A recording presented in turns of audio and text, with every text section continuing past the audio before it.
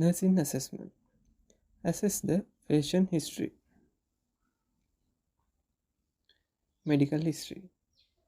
Patient known as diabetic mellitus or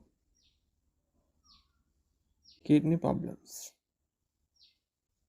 and patient may be on medication, diuretics, laxatives. Assess the urine color and amount.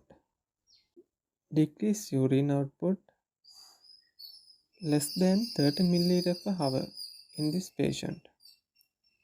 Vital signs: decrease blood pressure, increase heart rate, weak pulse.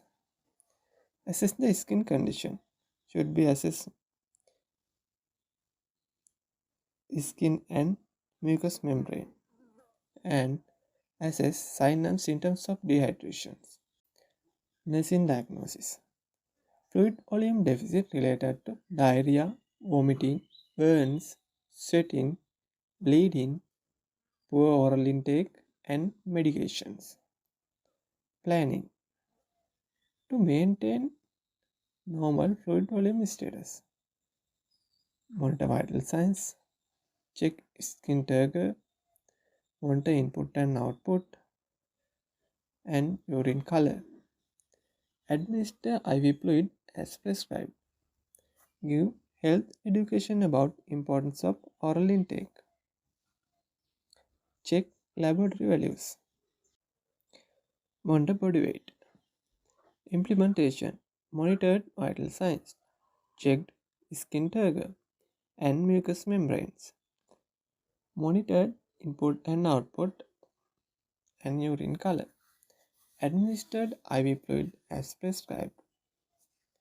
Example as normal saline. Give health education given about importance of Gave health education about importance of oral intake. Checked laboratory values. Monitored body weight, elevation, blood pressure, respiratory rate, pulse rate, temperature, input and output within time period.